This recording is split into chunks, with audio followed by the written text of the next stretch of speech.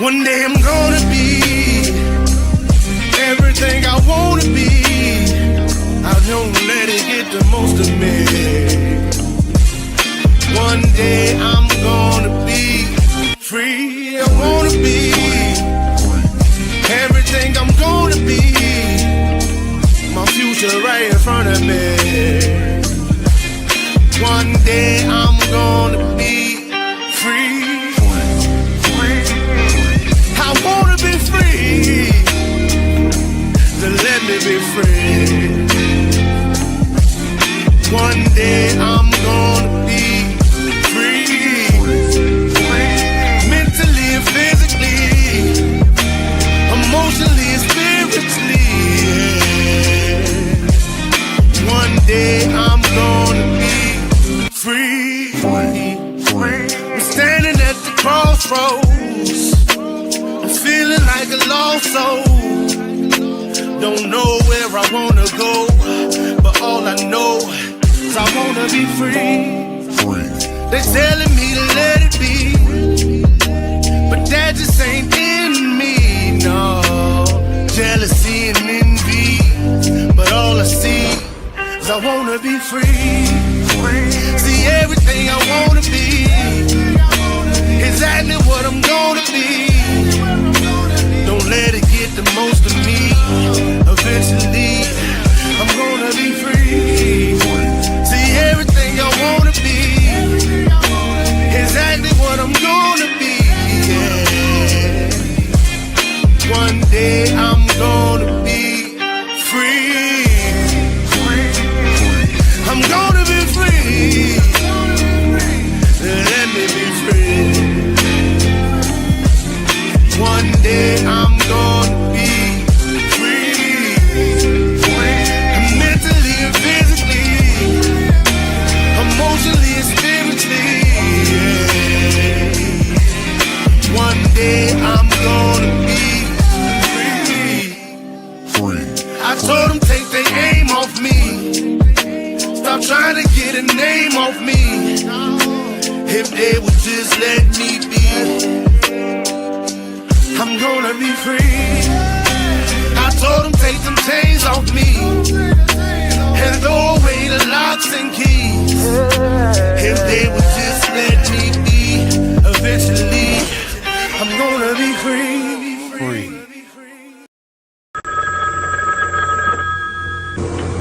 They're back.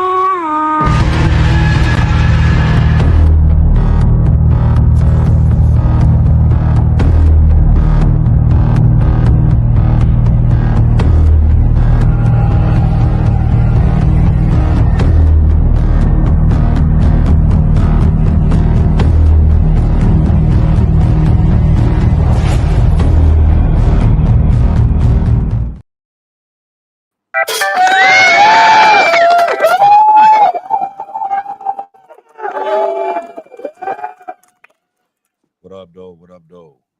Back again, 7 more days passed. Back with another story on the Diamond Effect podcast. I'm Marsh Bishop. We got Mike Ball and Aaron Olinger. So before we get started in this story, just like always, we'll see what everybody been up to for the past week, and then we're gonna jump down this story. So we'll start with you, Aaron. What's going on with you, brother? How you doing? Oh, good. This past weekend, I spent time out up till yesterday getting the rest of my garden in. So everything's planted and watered and fertilized. So now it's just a matter of waiting to grow and tending to it till it's ready to harvest. And I'll stop there. Man, that's something that I need to do. I need to get me a garden, you know.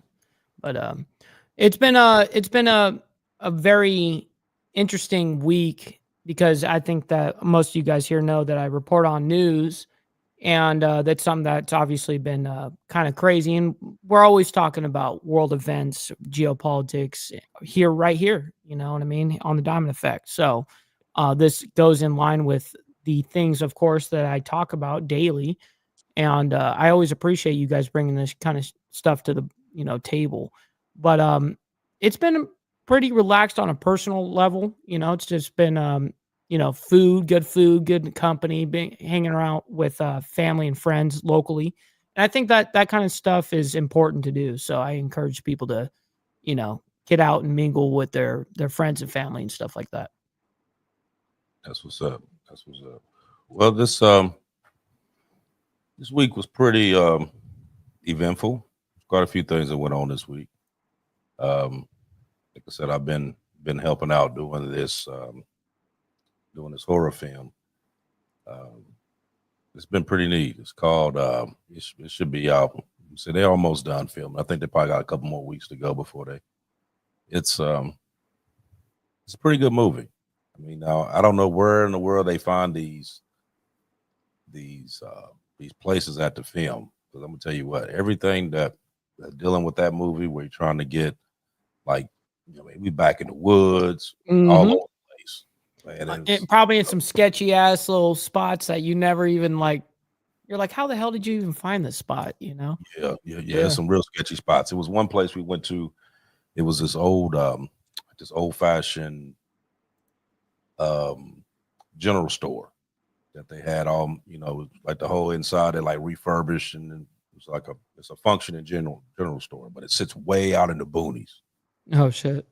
And so the guy that owns the spot, he was like, you can when y'all leave, there's a road probably about 2 miles down. Now, mind you, the road that we came on, it was just an all sand road with no rocks and nothing, just straight sand for like 4 miles to get to this place. It's not even some 57 or 67. It's some sand. Right. I'm talking about you back in the sticks for real. Mm-hmm. And he was like, now there's a road that goes to the right, got a church sign beside it. Did you see that? And I'm like, yeah, I see that. He said, well, whatever you do, don't go up that road. And I'm like, why is that? He was like, it's a cult out there. He said, if you go out there, you may not come back. Just don't go up that road. But you seen them because they were coming out and they like drive by all slow and shit and just, just looking, you know what I mean? It's like real weird. But yeah, so we got that done. And also remember I was telling you about the magazine, Born to Ride magazine. They came out, the June edition came out the other day, and they did an article on me on there, so you have to go on there and check it out. I can show you what it looks like, but you have to go on borntoride.com and you can see the actual article. Let me show you right quick what I got on here. That's the front page. And damn, that's dope. Yeah, so they did a real good job on it, man. I like the person who did the interview. She wrote that out real nice. But yeah, go on borntoride.com. It's on there for the month of June. I'm waiting for them to send me the actual hard copy. If I'm not mistaken, this particular magazine goes to like all the Harley dealerships and all that. It was one of the magazines that goes through Harley. So a lot of them, yes, it'll be circulating around the country though. So it's a pretty good. I don't know. I'm kind of humbled by that. You know what I mean? I was kind of shocked when they called and even asked me to do it, but it was a real good time. That's awesome, man. I'm stoked that you're getting the the actual recognition that you deserve. That's awesome, man. And it's been a lot of work. No kidding. A whole lot of work. And like I said, this ain't a lot of sacrifice. That too. You know what I mean? But like I said, I thank God for it. You know what I mean? For giving me the opportunity to be able to do it. So like I said, first and foremost, all praises will go to him, because like I said, this wasn't something that I was planning on doing, but the way everything's been opening up, you know what I mean? So I've just been. But it's up to you to walk through them doors. So right. Just remember that. Right. Yeah. So everything's working out on that end. But yeah, I'll keep you informed on everything. Like I said, remember last week we played the trailer for Standing on Business. That's that was badass. The new one that's going to be out in should be out in July, maybe August. From what they're talking about, it should be right around the end of July, beginning of August. For those of you that didn't watch last week, we'll play it right quick so everybody Yeah, can see let's do it. I'm down. Morning, everyone. Everyone look all.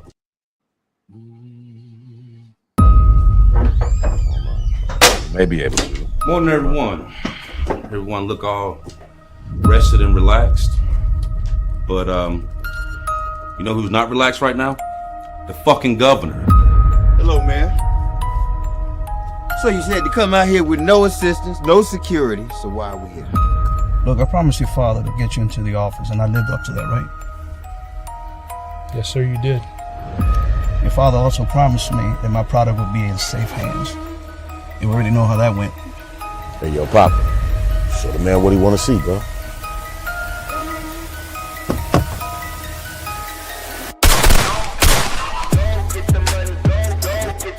I don't think you understand what I'm saying. Get over here now! Get the fuck out! Get into the jail right now!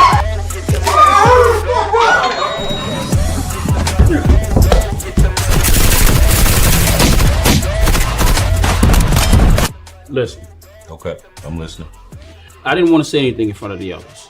Pissed off the wrong people, motherfucker! After comparing the last few hits with the last time, I think they've been hit by some professionals. Bro, I'm out here kind of right now. I ain't got time for your shit this morning, Sierra. Think good the way that we talked before you did this? This is how I do it. You do realize they caught that motherfucker red-handed, right? I don't give a fuck what you believe. Good enough I came here to talk to you. Even without my rep being present, I might add. What's in the bag? Fuck out of the car, Kelly. No! I said get the fuck out of the car. Anybody playing with your ass, man? Fuck you! Calm down. Calm the fuck down. I don't know what's in the bag. I need to cash in on one of those favors you owe. Sir, I've been here for 18 years. I've never seen nothing like this.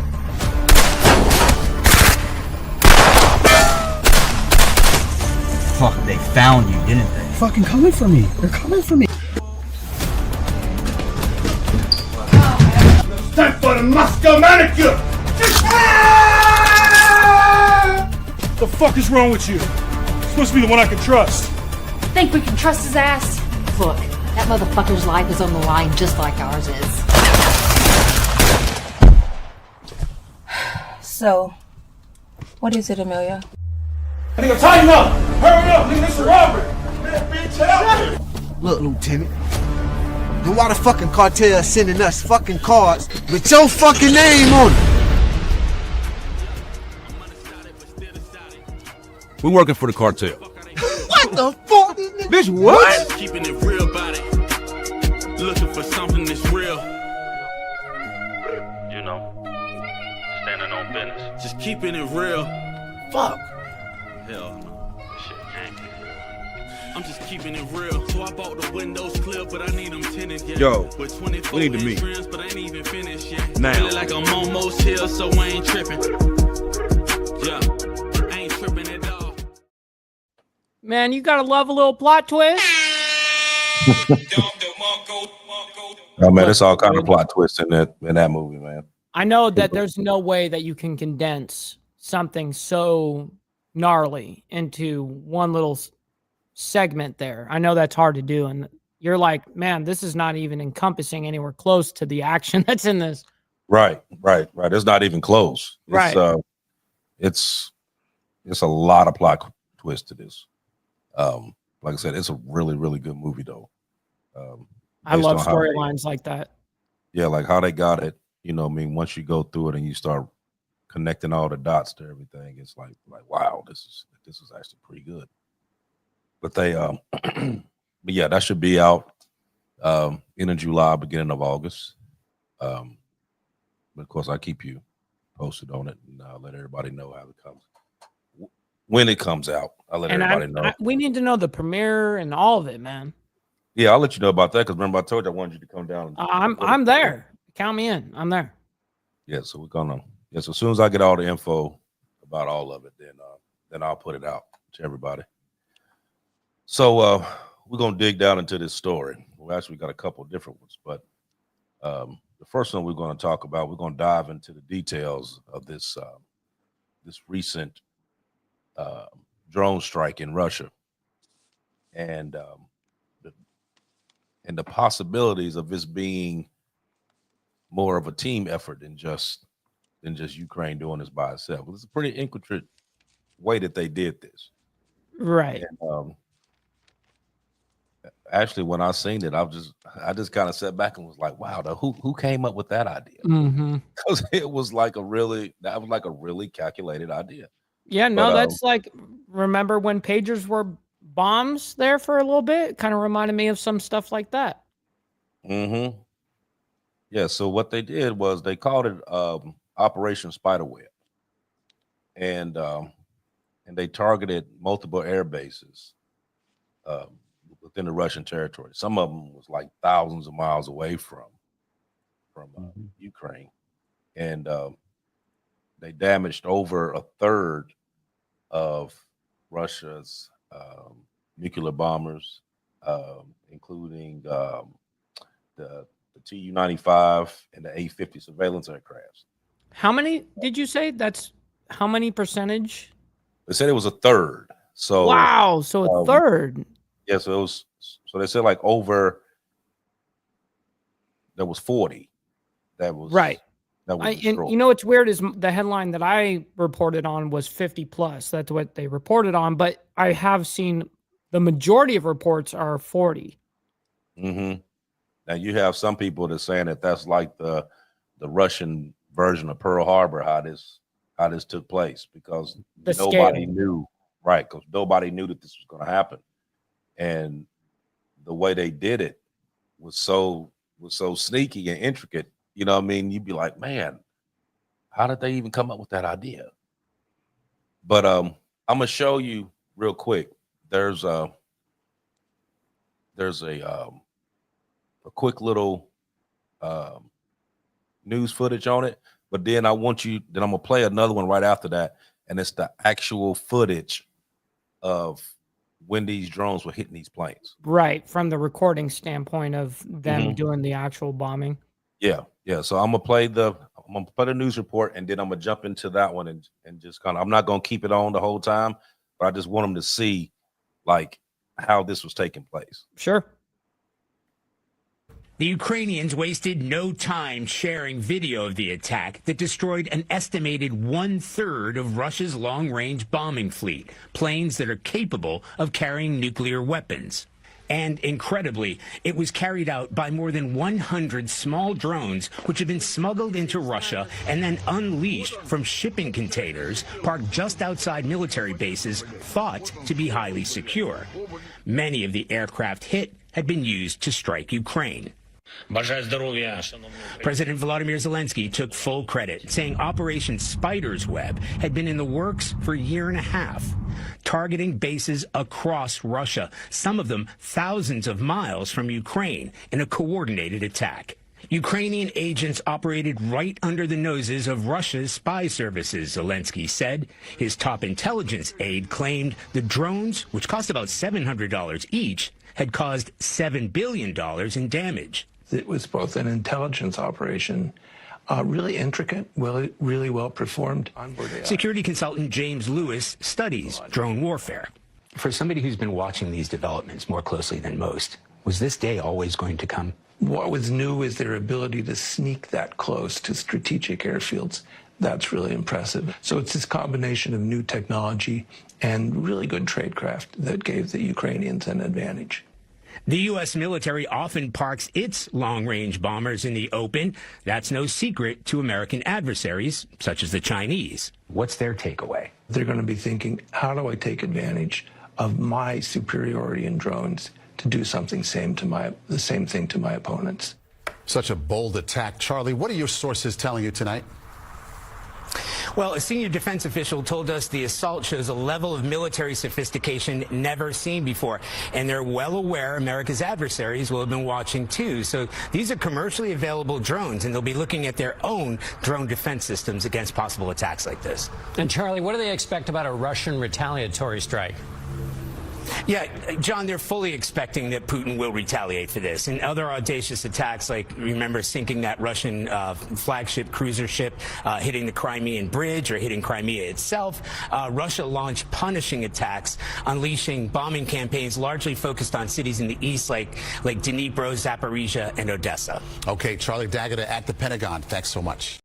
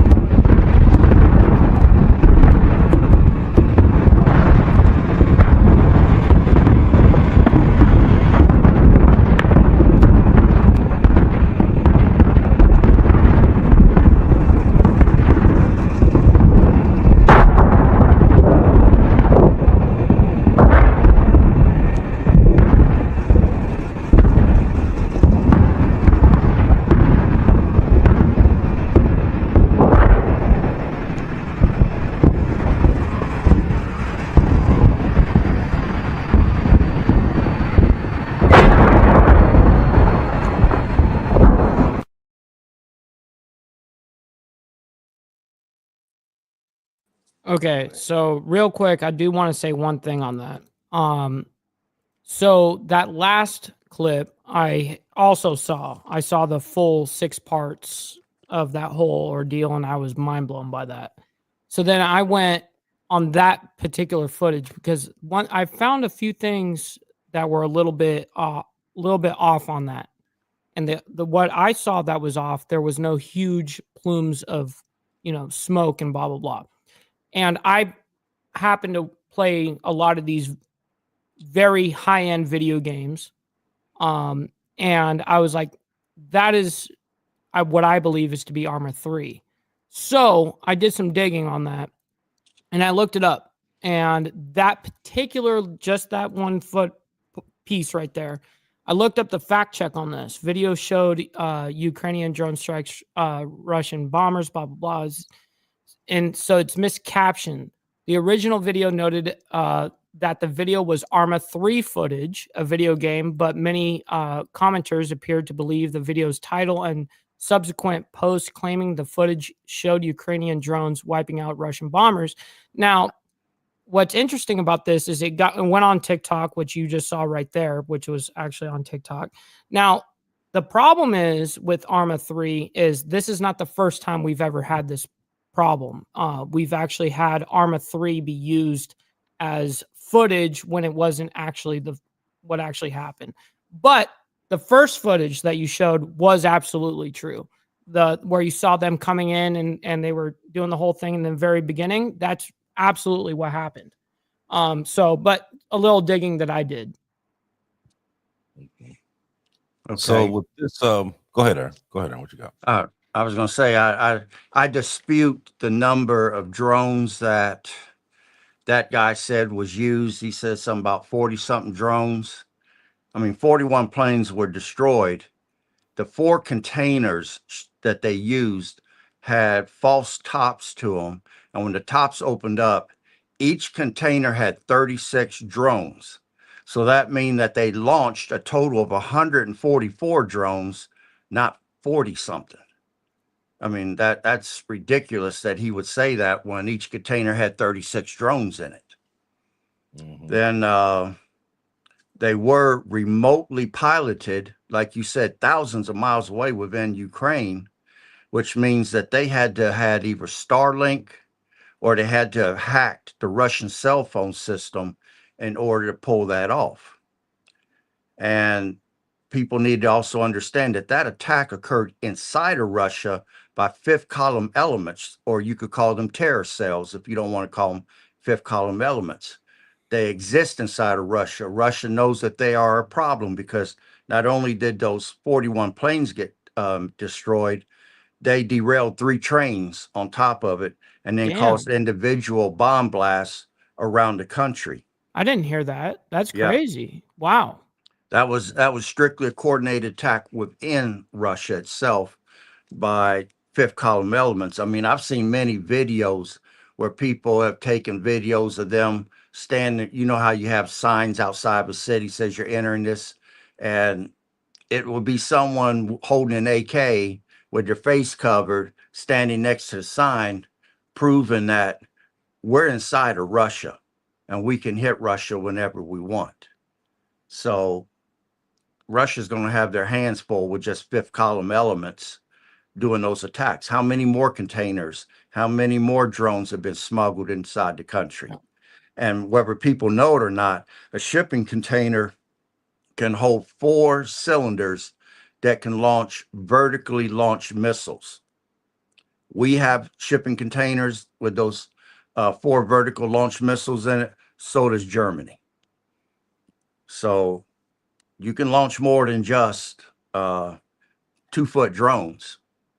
You can actually launch medium range missiles out of that thing. But I'll stop there for right now.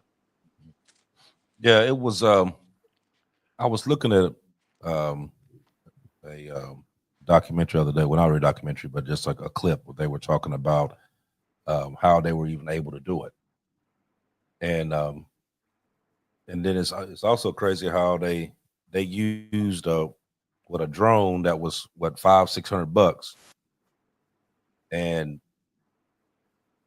I'm thinking from last I checked, it was like over $7 billion in damages. That much damage. So it's a very minuscule, little tiny payment for such a humongous outcome. That's dangerous. That's dangerous. There's no real accountability with these kind of drone things. At least when soldiers are on the ground, there's some accountability there. With drones, you can just terrorize people. It's crazy. Yeah, there was another report from former Russian President Dmitry Medvedev, who declared he just came out and declared that Russia was going to have complete victory and destruction over Ukraine. And in his words, it said, rather than any form of compromise, he emphasized that the recent drone attacks would not go unanswered, signaling like potential escalation in these actions. Consequently, Russia has intensified its missile and drone strikes in Ukraine cities, including the deadly strike in Sumy. These actions appear to be as a direct retaliation for the drone operations. But then they also turned around and tried to blow up the bridge that goes over to Crimea. And it didn't actually, it caused some structural damage, but it wasn't enough to where it completely shut off that bridge. They said it was maybe shut down for a few hours, and then they were able to still be able to use the bridge. So it did cause some damage, some structural damage, but it didn't like destroy it to the point that they couldn't use it. Now, all of this falls within these peace talks that they were supposed to be having. So my question would be, and I'll give this to you, Aaron. If you want peace, you don't want to fight, and you trying to come up with some kind of solution to be able to stop the war, and being that this happened on Sunday, and their actual talks was today, wasn't it? Tuesday. Today or yesterday? Yesterday. So why would you do something like that and then turn around and want to have a meeting to talk about peace after you just blew up a third of my bombers? Why would you want to talk to me? I mean, and is there any talk? Well, I'm gonna say right off the bat, if I'm seeking peace, the first thing I'd want to have is a ceasefire. I want to stop my people from being killed. I want to cause a ceasefire to happen and us be able to sit down to the peace talks table and see if we can iron out some of these problems. If I was truly seeking peace, that's the route that I would go. If I'm not seeking peace, then I'm going to hit you hard. Or it could be a warped way of seeking peace. If I hit you hard enough and threaten your people, can I sue you for peace at that point and force you to the table? Can I twist your arm a little bit behind your back, which apparently is what is happening to Putin. His response has been greatly measured, and he has not gone excessive yet. He could easily nuke the whole front line with tactical nukes and end Ukraine's army for once and for all. He's holding back. He's showing great restraint. NATO is backing him into a corner. Every single red line in the sand that he's drawn, no HIMARS, no automated mines, no long-range artillery, everything that he said, tanks, whatever. Now F-16s. Every time he's drawn a line in the sand, NATO and the United States has crossed it. Now, Putin's being backed more into a corner because I don't know if everyone knows it or not, but the two biggest products that Russia has to sell is oil and natural gas. Most of Europe is heated by natural gas. So your enemy is supplying you with the ability to heat your home. And then oil is what they have. We've put sanctions against their oil where no one's supposed to buy it. So who is buying it? China and Iran, because they're part of the BRICS alliance. Now, what we're saying, and to force them to the table, we're going to put a 500% tariff on anybody doing business with Russia. 500%. You're talking about crushing people's economies. And if that ain't twisting some arms, I don't know what is. But do we in itself, does the United States have leverage on Russia? No, over the years, we've gone through decades of sanctions and sanctions and sanctions. To put more sanctions on Russia is ridiculous at this point. We don't even allow them access to our markets. So what can we take from them at this point that's actually going to be painful to bring them to the table?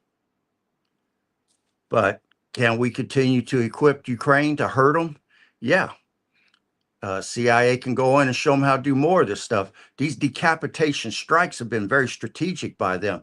Look at the leadership that they've been able to kill out, including that one officer, that general that Russia had, and they used a bicycle bomb to take him out. I mean, these decapitation strikes, they're not killing a lot of people, but they're killing key people. And the same way that they hit that air base, they go after Putin. In fact, last week they went after him. Putin's helicopter was narrowly missed by a drone swarm that was directed by satellite information as to where he was. And he narrowly avoided that. Otherwise, there would have been a decapitation strike on him. Now, did that scare him to bring him to the peace talk tables? No, it enraged him. And they're lucky that he didn't drop a nuke on them then. Now they're doing this stuff now with these drones. People need to understand modern warfare has changed. During World War I, the battleship, the dreadnought, was the most fierce weapon on the sea. But in World War II, the aircraft carrier came along and made cruisers and battleships obsolete. The tank was the breakthrough weapon on the battlefield in World War II. But today, the A-10 Warthog, the Apache helicopter, these new anti-tank missiles has made tanks obsolete. The United States went heavily into drones, while Russia went more into equipment, modernizing their tanks, modernizing their airplanes. Same way with China. But then China saw what we were doing, and they switched over. And what do you think is Go ahead. honestly better? Do you think drone warfare is going to be the future of this kind of Well, war? if you look it up, and I've seen it, China has robotic dogs and what look like Terminator model soldiers. We're creating a force of 100,000 Terminator style warriors that's going to be controlled by AI. So we're both going in the same direction. Whoever gets there first is going to win. So warfare is changing. Technology has changed. So people can adapt or they can die, because that's the direction we're going in. But I'll stop there for right now. So you know, with those drones, the drones would be easy to use because, number one, they're inexpensive, and you're not getting any casualties. Nobody's dying. You know what I mean? From the one who's launching the drones, nobody's died. Have the controllers that may be sitting, you know, over into another country. You have no idea where they at. You know, they had I know like back during Afghanistan, stuff like that, they was the people that was controlling those drones were near Afghanistan. They were nowhere near it. You know, so it's easier, technology wise, it's easier because you can control those drones to do basically whatever you want to do. You don't have, I mean, that's manpower that you don't need. You know what I mean? So you drop that risk of casualties down to basically zero. Now, with the 500% sanctions, I'm gonna tell you what that's gonna lead to. Now, you know, initially, when the U.S. put sanctions on them and they were wasn't supposed to buy oil and gas from Russia, everybody stopped buying it. Of course, they were still selling it to China. China was still buying it left and right. They thinking that they were going to bankrupt them, but you didn't bankrupt them because they were just selling it to the people that was their friends anyway. You know what I mean? And at that point, really wasn't nothing you can do. So all the money that you thought you was getting from them, you really didn't. They ended up coming up off of that. Now, I've never, even through all of this, yes, you're right. Putin has showed a lot of restraint, and he could actually do a whole lot more than what he's doing. He has showed a lot of restraint. Because it seems to me like, you know, he knows what this can lead to. If he hit the switch, so to speak, he know where this could go to. He don't want to take it that far, but he putting out these warnings, you know what I mean? Like, okay, I need y'all to stay out my business. Stay out my business. You know what I mean? But it's only so many times that you're going to tell somebody to stay out your business. You know what I mean? And especially when you're not doing anything, you know? So if in fact they say, okay, we're going to put a 500% tax on whoever buys anything from there. Now, you remember back last winter, because Germany was one that bought a lot of natural gas from Russia. And what happened? A lot of people died because it got cold. Wintertime came, a lot of people died because they wasn't able to get that natural gas for their heat. A lot of people died. Now, also dealing with this tariff, you put 500% tariff on China or whomever else that's going to buy something, what's going to happen? Going to war. So what's going to happen? You know what I mean? It's just a quick way to get there. I mean, and actually, quiet as kept, that's exactly what all this is going to anyway. Yeah.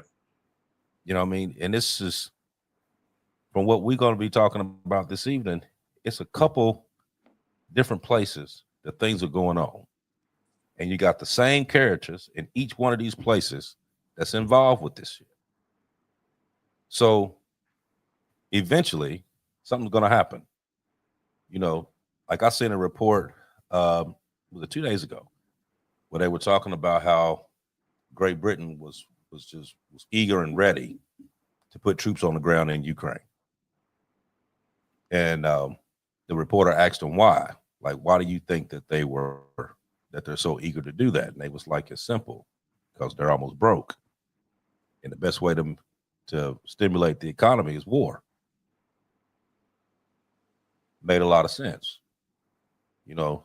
And when you think about all these countries that's involved in all this, all of them going through their own economic crisis. I mean, some of them worse than others. What usually stimulates that? What changes? What kind of usually changes that up? War. So I think that's the end game. I think that's what they're leading to. But right now, they're going to keep playing this little cat and mouse game until somebody, don't know which one, but one of them is going to call the bluff. And they're going to do something. And then all hell's going to break loose. But it's just waiting for one of them. They all standing right there. Now, they had that treaty, what do you want to call it? Summit, talks, whatever you want to do. And it lasted an hour. It lasted 1 hour. Everybody got the argument and shit, and everybody got up and walked out. You know, so, which was kind of, you kind of knew that was going to happen anyway. You know what I mean? Like, you literally just did a drone strike over here. You knocked out a third of our planes, and then you coming over here 2 days later and basically like, oh, you know what? Let's talk about this now. Oh, hell no. I mean, ain't no talk at that point. You know what I mean? So it's what Aaron was talking about before. Like, you should have a ceasefire first and then walk into the peace talks instead of trying to have peace talks when you actively shooting back and forth with each other. It's not going to work. I mean, especially when you pulled what you just pulled on Sunday, because the way they had those trucks set up, there was no way for you to know that those drones was in that truck. They had it completely reinforced. They had it topped to where, like, if you scanned it, you wouldn't be able to detect anything. None of that. They had it completely sealed to the point that nobody would know what was in those carriers until they opened up and you've seen all these little drones come flying up out there and they just start tearing everything up. You know what I mean? So I don't see that. I don't see that ending soon. I don't see it ending at all, actually. I mean, because they're not going to, Ukraine isn't going to agree with what Russia wants, because Russia wants Crimea and they also want all the land that they've taken over since they've been in this war. They don't want to give. True. Ukraine do not want to give that up. You know what I mean? So you can sit there and talk all day. It's going to be a stalemate. You're not going to get what you want on either side. So you're going to keep fighting. You know what I mean? But you got other stuff that's going on right now to where this is going to be, this here's been going on for a couple of years, but you got Iran, because those nukes talks went to shit. That didn't happen. Got rejected today. Right. You got Israel that's, you know, they throwing out shots talking about, well, you know what I mean, if you let them have any kind of nuke over there, then we're gonna attack. So you're trying to calm them down. Then you got China that's still talking, and you had Secretary Hegseth sitting there just yesterday was saying that China was a imminent threat and that they're going to hit Taiwan between now and 27, that they stacking up everything that they can stack up to be able to do it. They know that they're going to have to do something with that. Now you have U.S. Marines, Japanese forces, and also the Australian army that's in Australia right now, training for if something goes on in Taiwan for them to be able to respond to. Matter of fact, I think I have something dealing with that on here. Hell Matter of yeah. fact, I'm gonna play it right quick. Let's do it. We flew across the Australian outback in a pair of Ospreys, landing in enemy territory with a platoon of US Marines. As they moved forward through the forest, they came under fire. Hey, to the left, we got machine gun to our left, machine gun to our left. The enemy combatants are holed up in a village in that direction. The US Marines are about to stage a raid. This was just an exercise, with Australians role-playing the enemy. More than 500 US Marines are training here, along with their Australian and Japanese allies. Over 2,000 troops in total, across an area bigger than Maryland.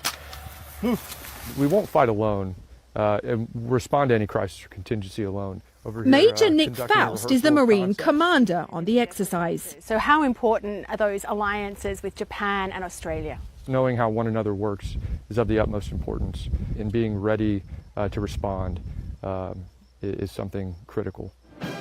The US is responding to China by increasing its military footprint in the Asia Pacific.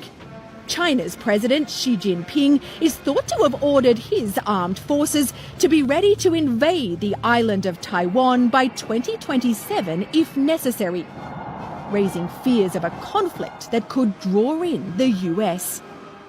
Australia's around 2,500 miles south of China, a so-called unsinkable aircraft carrier. Go, go, go! Go, go, go, go, go! And a base for projecting American power. The US military presence here is now at its biggest since 1945 and the end of World War II. Let's go, let's go! The goal is to deter China from any military aggression. Very encouraging The for me Australian as a commander, officer in the Brigadier Australian Ben Army. McLennan, And I think, told for us the they're population also of Australia, preparing it's for also the very worst. Every time you commit to an exercise like this, it is a rehearsal, and you treat it as if it's your last opportunity to do so before war arrives. What kind of a war? A rehearsal for a war, the likes of which we haven't seen since the Second World War. Military experts say a Chinese invasion of Taiwan is not inevitable, and China may actually want to avoid war, especially with the US. But China's armed forces are going through an unprecedented modernization, from aircraft carriers to hypersonic missiles.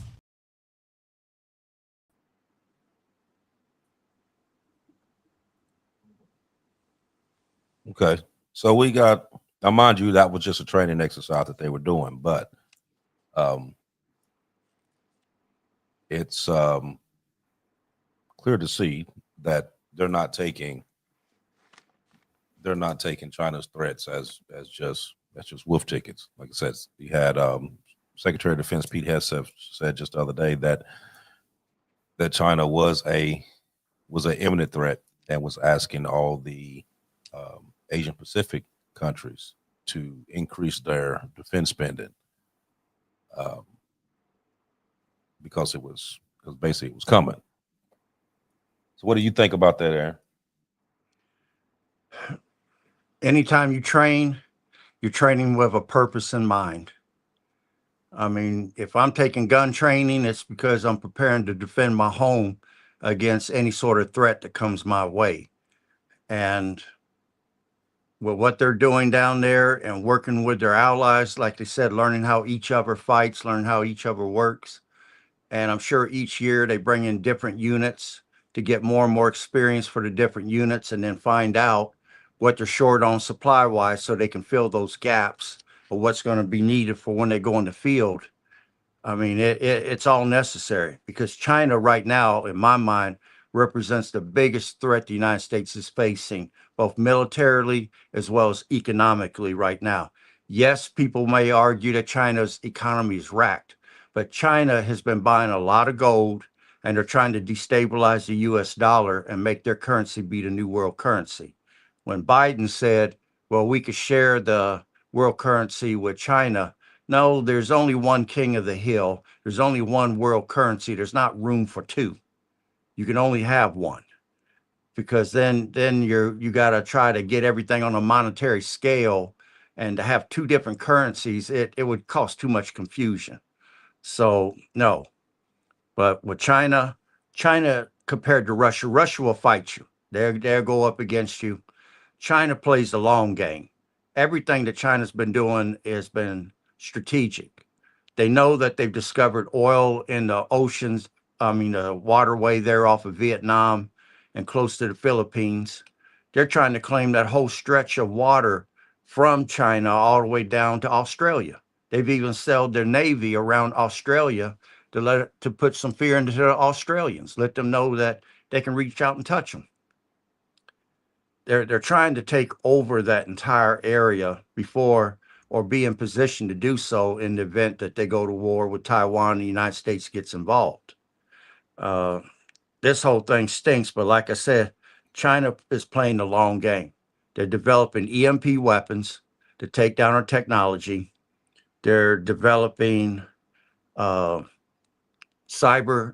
attack systems to be able to bring down our power grid, our water purification plants, transportation, our communications, our 911 systems. They're talking about bringing that down. And can I go ahead and mention about the fungus thing, or you want me to hold on that for right now? Well, I was getting ready to ask you that since we're talking about this. Go ahead. Well, go ahead and bring it well, up. real quick before you do, Aaron, one thing, I think that this whole thing, it's this whole ordeal with put me back on track. I'm sorry. What were you just saying right there on the very beginning? About how China's playing the long game with cyber attacks, EMP weapons, increasing the size of the military. They got the largest navy in the world right now. So when it comes to training, people don't train for just no reason. Sorry about that, by the way. People don't train for no reason. And this is the one point that I did want to get out on this is kind of like, and I know that this is a sorry thing for me to say, but think about what October 7th was. These guys trained militarily, got themselves ready, and were, doing it right in front of everybody. The public was watching it all happen, essentially. And look at what happened. You know what I mean? People don't just train for no fucking reason. And that's the point of this shit. And that's the one thing I did want to speak on that you had said, Aaron, is these guys are training. You know what I mean? Right. People don't train for no reason. And I think it's very important to note that anytime a military is training in a specific way, I think it's to be jotted down. Mm-hmm. But you also got to think about this too, Mike. So now China's been talking about Taiwan for years now. Yes. About what they do. Mm-hmm. So, but you think about it. When would China be most likely to do that? Now, they weigh in odds just like we weigh odds, right? Anything that you do, you weigh odds in, right? When, who, what, when, where, and why? How can I actually do this and get an actual win out of this? Okay. So they know that if you go against Taiwan, of course, the U.S. is going to get involved. They know that. But think about this. Now, this is just me talking. Okay. You have Ukraine going on over here. You got forces, you got the 101st Airborne along with other forces that's over in the Baltic states, over in Poland and Lithuania, all around through there. Okay. You also have two naval fleets. You got Israel, you got one that's over near Iran. Wait, the first one, what did you say? You cut out there a little bit? You got one that's in Israel. Israel. Okay, that's what I thought. And then you got one that's over near Iran. Right. Now, so what you're doing is that you got conflicts going on in different locations. Okay. Mm-hmm. You got what's going on over here. Now, you know, the A U.S. lot of it's just being started selling. proxy. Right. This whole thing has been proxy. Right. Now you have the U.S. now has started selling the Saudis weapons now. Okay, so the actual U.S. military force has been stretched. You have them stretched out in numerous locations, right? So if I was the Chinese, why would I do something right now? You wouldn't. You would wait until there's an actual conflict going on where actual U.S. forces is having to deal with something. As in, something happens over here to where they have to put boots on the ground in Ukraine, or something happens over in Israel where they got to put boots on the ground over there, or Iran. Anything happens over there, now that you focused over here, okay, your forces is divided. So you going against me with 100% of my people right here, but I'm only going against 25% of yours because you branched out all over the. You know what I mean? That's exactly what happened in Israel. I mean, when Hamas was attacking, guess who was facilitating being able to split the IDF? Hezbollah shooting in the north and splitting the IDF in 50-50. And so now you can't control, you've got a lot less control. You know what I mean? Right. Right. So what is your easier plan to victory? Would I mess with the US right now, knowing that, you know, like we're doing stuff, but we're not actively doing something? You know what I mean? So we can easily pull out people. Or if they're involved in a conflict over there where they got people on the ground where they can't get up and move like they got to. Okay. Yeah, you got people over in the Philippines, you got people over in Australia, you do have people here, you got people over in South Korea, you do have them there, yes, but that's only 25% of what you got. I mean, I got 100% of mine going against 25% of yours, and knowing that you can't bring these carriers through the Panama Canal, they got to go all the way around in order to get over to there. You know what I mean? Which takes more time. You know what I mean? It's not that easy. And a lot of money. The fuel oil just to go all the way around is, to them, at that point, it's not even worth it. Right. So they would, okay, so they would wait until there's actually a conflict going on to where basically you so worried about this over here. Yeah, I know you're looking at this, but you worried about this over here, which gives me ample opportunity to do what I'm doing here. And you keep doing these little drills, and you keep getting closer and closer and closer to Taiwan, you know, and you keep popping like, oh, this is just a drill. We're just doing a drill, but you keep getting closer. You know what I mean? So every drill that you do, you bring yourself in a little bit more, a little bit more, a little bit more, until finally, when you do one, boom, you right on them. You know what I mean? Now, by the time that happens, because you've been doing these drills and you've been slowly itching your way closer to it, by the time that goes down and you get word of it, they own them. I mean, because ain't nobody stopped them from doing it. And they doing everything possible to keep people out of the South China Sea anyway.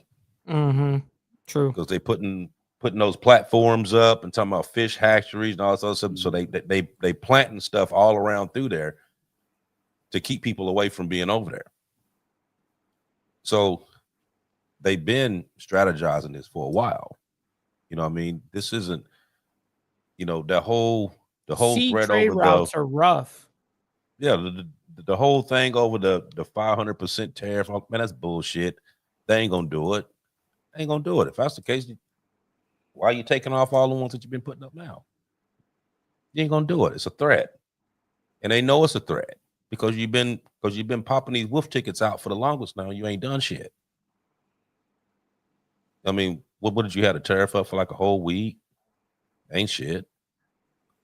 You know what I mean? I think it was just to prove a point that you ain't actually could. I think it was to prove a point. You ain't actually staying on it. I mean, if you're gonna put it out there, then do it. You know what I mean? Like, don't do it just enough to see him sweat a little bit and then say, okay, well, you know what I mean, I'm gonna give you a 90-day break. Come on over and talk to me. They ain't trying to talk. They ain't trying to talk. They don't need to talk. You know what I mean? Reason being is that why would they need to? They starting a whole BRICS nation. They racking up gold left and right. They're on their Did you hear- own time. Right. Did you hear just the other day, Uganda over in Africa, they found 31 million tons of gold. Yeah. Yep. Yep. You know what I mean? You know, these nations are chopping at the bits to try to get their hands on it. Oh, damn You straight. know they are. Damn straight. Everyone. All of them. including Chopping at including the bit. us. Including that's us. what I said. All of them. All Including of them us. chopping at the bits to get their hands on it. Yeah, let's just be honest. Yeah. You know, but one of the main ones that's gonna be over trying to get their hands on it, though, China. You know what I mean? But see, here's the thing though, that a lot of people didn't think about. China started when they started growing, and yeah, they started doing the military and all that. But another thing that they started doing is going over to these other countries, building these ports. Give them those ports, getting it to them cheap. They bring their people over there. They do all the building. They do all that shit, and you can run the port. You have it for, you know what I mean, so many years, like 99 years and all this other shit. But they got their hands on all those different ports. That's a strategic move. You know what I mean? Because if anything go on, how you gonna get stuff there? You need the ports. You do. You're right. You know, so they've been slowly calculating this thing for the longest, just like they're trying to get over to the Panama Canal. They've been slowly doing little stuff to what nobody really paying attention to what they were doing. And then now that you're talking about there's a potential for, you know, me and you having to butt heads, then it's like, oh shit, they got a port here, they got one here, they got one here. Sure. You know, and let me see, what was the other day, Aaron? We was looking at what they was trying to send, like, what was it, like how many people was it that they were trying to send over to them African countries? 330 million. Keep in mind that the United States population is 333 million. So you got to displace an entire population of indigenous people to bring that many people in. And they're going to send Chinese military with them to help do so. Wait. They're going to take in? They're that going to many send people? 330 million of their people to Africa. Yeah, that's what they want to do. Wait. So China wants to do this. Correct. China's making a lot of strategic moves right now. And let me tell you one other one, because I looked this up the other day. And we're talking about grain right now. Yep. With grain in the U.S., we have 3 months of total grain reserve in the United States. Like we have the oil reserve, we do have a grain reserve, and it's 3 months.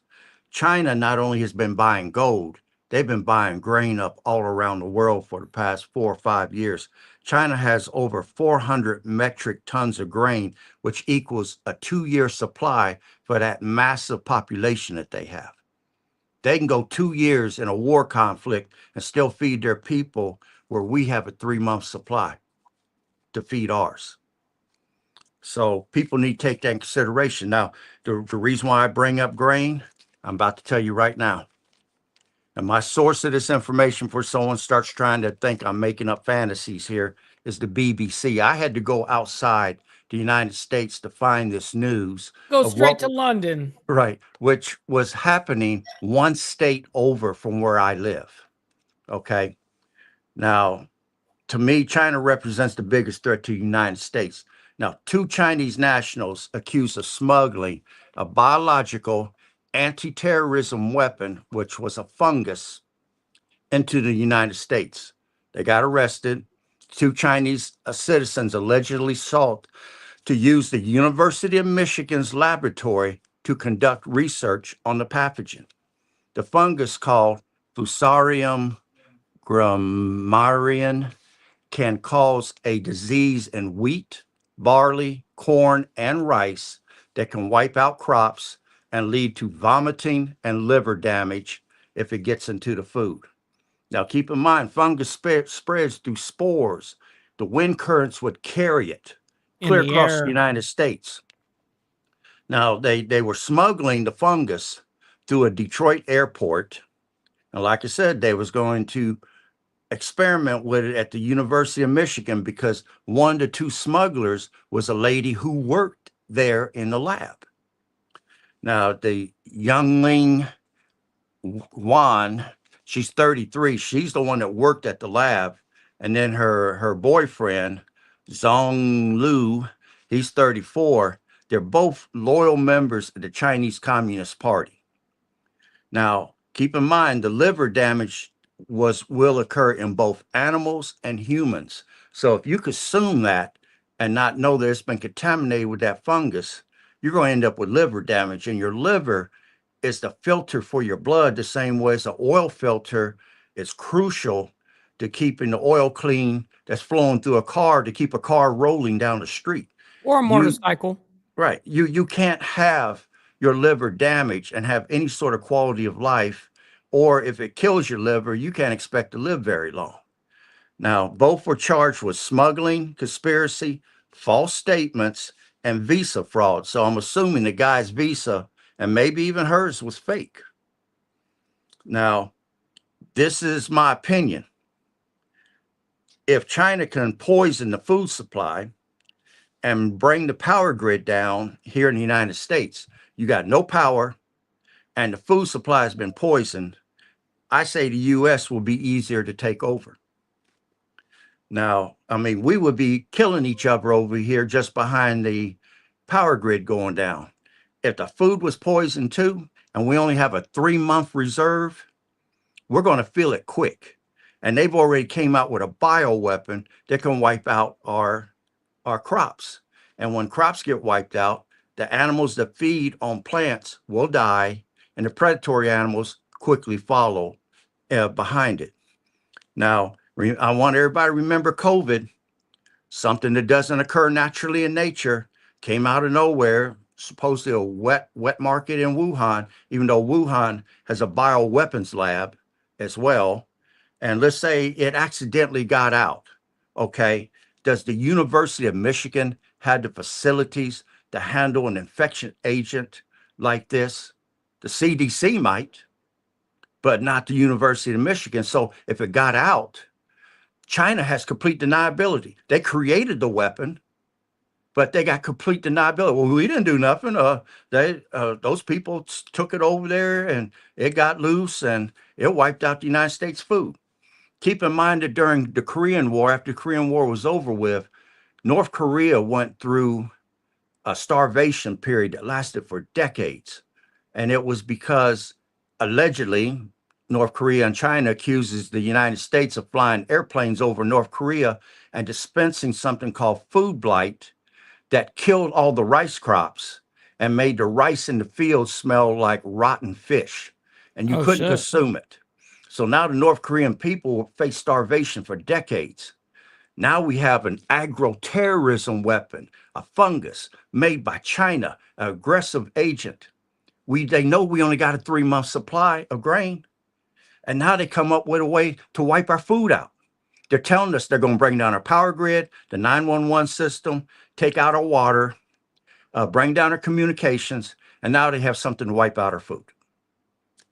And it will kill animals as well as people. These people are playing the long game here. They're patient. They don't have to jump out and commit open warfare. They can attack us, do cyber attacks, EMPs, other things, and have complete deniability. If this crap got out in the United States, we're in trouble. And yet they smuggled it into this country. And people, I don't know how they found it. I thank God they did, but I don't know how they found it, but they're not disclosing that. So if somebody else tries it, they can't overcome their defenses. But I'm glad that they was able to stop it. But I'm going to stop there for right now. Why would we only have a 3-month supply of grain?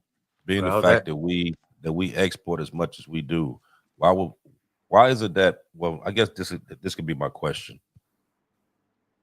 Why is it that in the U.S. we are not more precautious about things than everybody else? You know what I mean? So like if they had so much grain over that they could feed their people for 2 years, why is it that we just sitting on 3 months? Why is there not other infrastructures put in place to be able to have stuff stored and stuff like that. You know what I mean? Because stuff like this could easily happen. Now, just like what happened in Russia Sunday. Okay, that could easily happen here. Easily. You know what I mean? The way they had that truck designed to where even when they scanned the truck, you couldn't even tell that those drones was even inside those trucks. Above and below, it was completely covered. You had no idea. So what's stopping them or any other country that we're enemies with to do the exact same thing? It ain't like they don't know where our bases are. They don't, I mean, the way they talk about this stuff on TV and stuff now, hell, they tell everything anyway. I mean, there is no secrets. You know what I mean, unless you just got something that's just clearly top secret to the point that nobody even knows about. But you know what I mean, all the basic stuff, it's already been told. People tell it every day. I mean, so there's no reason how they couldn't come here and do the exact same thing. Our bombers is kept outside too. So that ain't stopping them from doing something over here, especially being that we know that I think we had a report about this we talked about before, that the FBI had the FBI director at that time had said that there were actual Chinese cells in every state of the U.S. This could easily be done. You know what I mean? They have the capability to do it. You know, just here a few months ago where they had the drone that was going over the bases in Virginia. And then he got away and ended up over in LA. Then they end up getting him in LA trying to get on the plane to go to China. They end up catching him there. But he had done all this stuff, took all the video footage of the bases and everything, and took off. I mean, this could easily be done. You know, so we sitting here talking about what happened over, but the stuff that happened over there could easily happen here. You know what I mean? And just based on what you just said, they wouldn't be prepared for it. No. And then add to it that the Chinese have bought land next to all of our military air bases.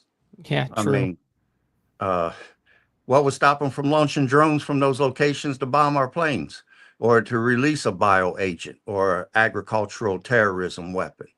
I mean, it can be easily done. Right. So that's what I'm saying. Like everything that we're talking about that's being done somewhere else can easily happen right here. And most of the stuff will go right over your nose because you ain't even paying attention to it because you don't think it's going to happen here in the first place. Yep. That's what our biggest problem is, for real. Ignorance. What our biggest problem is. Ain't nobody that came up here and reached out and touched our asses. That's what the problem is. Oh no, it's not going to happen. I'm not going to see it in my lifetime. We're here in the United States. We're good. Untouchable. Yeah. It's going to definitely happen in your lifetime. Yeah, we're bulletproof. You know what I mean? Yeah. I mean, and that's the biggest part. I mean, this false sense of security that we think we have here. You know, it's so cozy here. You know what I mean? Right. So I mean, until something goes on, you know what I mean? Something goes on to the point that the power's out, grid's out, whatever, and then everybody get to panicking and run around. Well, look at the panic on 9/11. Well, yeah, I get that. I'm talking about I'm talking about wide scale. Totally. Like if you, I get you. About like a grid outage or something like that, wide scale to where, you know, you basically had to fend for yourself because you don't know how long that grid is going to be out. We haven't seen that yet. Right. You've never been in a situation like that. That's why I'm saying. But imagine 9/11 on the smaller scale of what you're talking about compared to how we reacted then compared to now. Could we handle a nationwide outage? Could we actually handle that as a population? No, you couldn't. Right.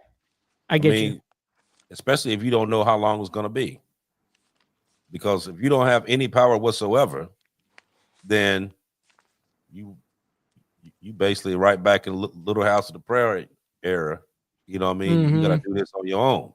Yep. You know, make your own fires without matches and shit. Yeah. Right. I mean, and if you don't have the right stuff to use, then what are you gonna do? You're gonna go to the people who do. or you're gonna go, you know what I mean? It's only so much stuff that you're gonna have. You know what I mean? If you ain't already prepared for it, it's only so much. You know what I mean? And they know what the risk is to this. You know what I mean? We actually talked about it before. You know what I mean? You only have so many days, you know what I mean, but before you got, you know what I mean, millions of people that would be unalive if something that grand of a scale happened. We already know that. But let me give a statistic here, some information I looked up. I'm talking law enforcement here. In the US, there's only, and this is the average, 2.4 police for every 1,000 people. 2.4. And that is to maintain the current safety and things that we feel today. We're not under disaster situation or that type of stress. In a disaster, the focus will shift to infrastructure protection. Okay. In a city of 1 million people, you will have 2,400 police officers, where only 400 to 800 will be on duty at any given time. Now, true, they can call everybody in at once, but that's 2,400 to 1 million people. They will get overwhelmed. And keep in mind, during Hurricane Harvey, Hurricane Katrina, different officers stayed home to protect their own families, and I don't blame them. Because they saw the looting and the stuff and the panic that was going on, they stayed home to protect their families. If everybody showed up, 2,400 is about what you got at any given time. During emergencies, call volume can increase by 600%. When we had the Dayton tornado swarm, in one night, in the first hour, 850 calls came in. And I hate to say this, but as a first responder, if you're waiting on first responders and you was above 100 calls, you weren't going to see nobody. No, right. Nobody was coming. It's crazy how much people rely on other people Right. for their safety and their well-being, which is crazy to me, because you got to be able to look out for yourself. And I think that is the bottom line of what we talk about here, is being Right. prepared. Now, during Hurricane Harvey, over 75,000 calls came in the first 24 hours. How can 2,500 police, even if they had 5,000, how can they handle 75,000 calls? During good times, police response can average 10 to 25 minutes. Bad times, it could be hours to never. Okay. You're going to be the first responder. People need to understand this. You're the first responder till help arrives, if ever. And it's your responsibility to protect yourself when law and order goes down.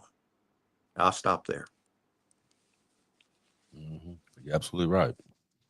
That's going to be that's our biggest thing here. That's kind of one of the main things that we talk about all the time. That's just getting yourself prepared, because you don't know. You don't know what's going to go on at any given time. It could be something to go on right now. We have no idea, you know what I mean, until it happens. But like I said, you know, if you want to know the difference between the one that's going to live and the one that's going to die, 9 times out of 10 is going to be the one that's prepared. They even have a fighting chance. And I'm not saying that they're going to make it, but at least they have a fighting chance to make it by being prepared. Mm-hmm. But we sitting at 118, so we're gonna bring it down and close out this show. There's a lot of stuff that we talked about. There's a lot of stuff that you need to pay attention to, because, like I said, just the same things that happen somewhere else that we kind of turn a blind eye to because it's not going on here. It can definitely happen here, and with all the unrest that's going on, both economic and political, it's a powder keg that we're looking at right now. And we're just sitting back waiting to see, you know, who's going to be the first one to jump, because they all sitting right there on the line, just playing this cat and mouse game with each other. And eventually somebody going to call bullshit, and it's going to be on. So those of you who listen all the time, we always talk about being prepared, and that's exactly what we mean. Be prepared. Get yourself together. Get your house in order. We give you stuff every week as to what you can do, what you need to do, whatever. Be proactive about it. Get yourself together. Get your family and your house together. Like I said, you just never know. The way stuff going on here, we can have a turn any day now. But thanks everyone for coming out. Don't forget to go hit the like button, like, follow, share, subscribe, both channels. We got a lot of stuff going on. There's a lot of stuff going on in this world right now. And a lot of the stuff that we're talking about, you don't get all the information on the news. So right, there's a lot of work. There's a lot of work that goes into this, getting this stuff together to be able to come out and give you the real stuff that's going on. So, like I said, I appreciate you all every week for coming out, and I'll see you guys in 7 days. Go ahead, Aaron.